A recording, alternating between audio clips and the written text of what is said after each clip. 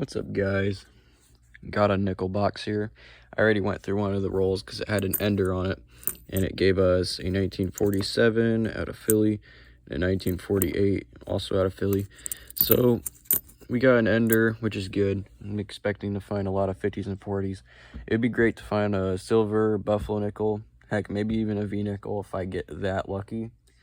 But without further ado, let's get into the hunt. Roll number 5. And I see a 1941 out of Philadelphia. And while we're here, I see 1939 peeking out. That would be really cool if it had a Denver or San Francisco mint mark. Based on the wear, it could have it, but I don't know. Let's check. Nope, it's from Philadelphia, but we can at least scope it for the DDR, which I do not see, but that's a good find. I might as well go through the rest of the roll while we're here. Looks like that's all. Okay, I'll update you on the next find. Roll number 7, and I see a 1940 peeking out. San Francisco. I like finding San Franciscos, they're a lot of fun. Roll 10, guys, and I already saw it by the edge, and I pulled it out to see what it was, and it is a silver, but it looked kind of nice, so I wasn't sure if it was a silver. So let's see what we got. Philadelphia. That's some pretty nice condition. Wow. 1944. Wow. It's a cool find. Roll number, I believe, 13. I was sliding the roll down and I saw this 1946 out of Philadelphia. Roll number 14. Very next roll. 1940. San Francisco. Nice. Got another one. Roll number 15. Jefferson nickel from 1946. Also from Philadelphia. While I have you here, this looks kind of nice. Looks old too. Let's see what it is. Just 1964. I'll take it. 1964s aren't really as valuable as far as like the mintage, but if you find them in nicer shape, you might be able to get maybe 10 cents to even $1 if it's in mint state condition. So not bad. Let's keep going. About halfway through the box, a little over. See a 1949 out of Denver. Sweet. Same roll. 1941 out of Philadelphia. I guess I'll check the rest of the roll and make sure I don't miss anything.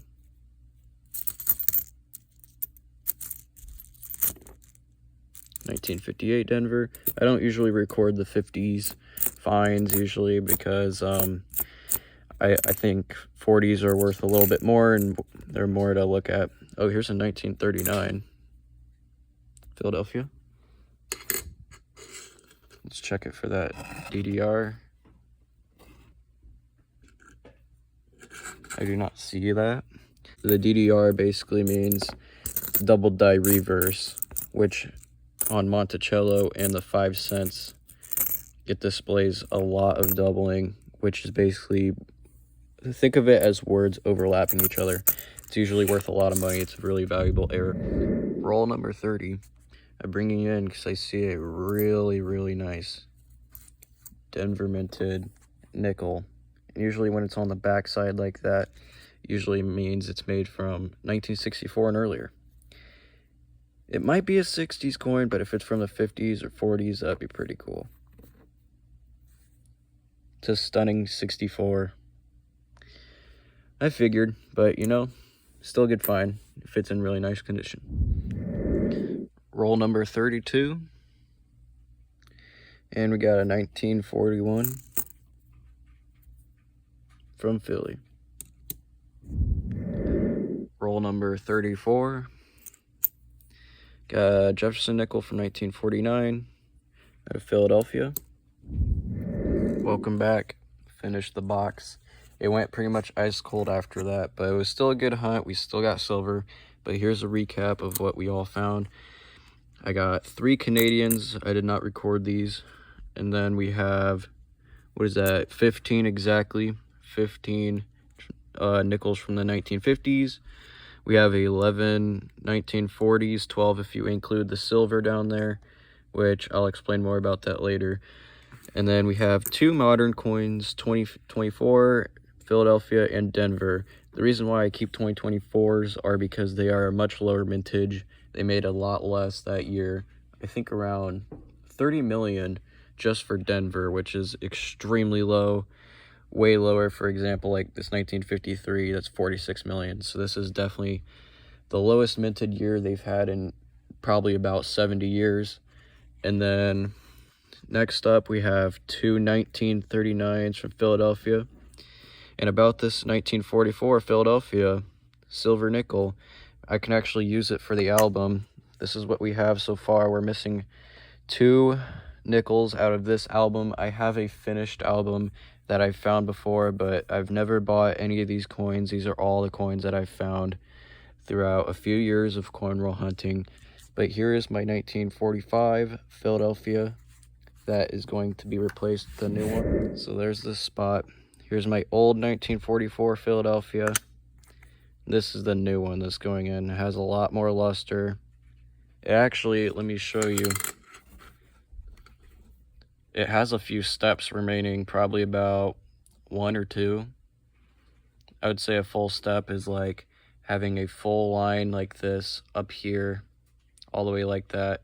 And to get full steps, they usually have to have at least 5 steps remaining, and they have to be full lines and no damage in between. So yeah, that's a good silver. Silver nickels are usually in rough condition. Sometimes it's tough to find them in super nice condition. I actually have one that I found. This was like a long time ago, but this is the nicest silver nickel I found. 1943 Philadelphia. Let's take a look at the steps. See, this is probably, if I did submit this to PCGS, which is a coin grading company, I don't believe this would get full steps, but it is very well close to it. And the overall grade I would probably give it is AU to mint state. AU basically meaning almost uncirculated, and then MS means mint state, which is the highest grade you can give to a coin, and it scales from 1 to 70. So yeah, that's a good find that I've gotten. And I guess another cool find about earlier when I talked about the 1939 DDR, I have found one of these before. It's really hard to find. They're worth a lot of money. It's a valuable error. Here's what you're going to want to look for. You can basically see all the doubling on Monticello. You can tell how there's a very clear distinction that there's 2 O's and 2 L's. You can see it in that word Monticello and a little bit in 5 cents. You can tell just right here, the E has 2 middle parts, and up here 2. Let's look at the S. The S has a little bit too. It looks like there's been 2 S's placed on top of each other. This is probably about, I would say, VG, which is very good. Probably a VG 8 out of 70, which, to be honest, is not a terrible grade for a 1939. It would probably go for sale for $70 to the right buyer. But that is the best find in nickels I've had, at least so far, I believe. So let's just set those back, and yeah. Thanks for watching today's video. This is the first one I've done before. I have quite a few more boxes. I have some dimes, and then tomorrow I will be picking up some more boxes of coins from the bank. Actually, a few banks. I kind of forgot to talk about this as well. I got a few 1960s, really nice condition. I only keep 60s if they're like AU to mint state range, which those qualify for that. So that's about it. Thank you all for watching. Please like and subscribe if you'd like to see more of those videos. Then leave a comment down below. Tell me what coins you want me to hunt next. And as always, happy hunting and thanks for watching.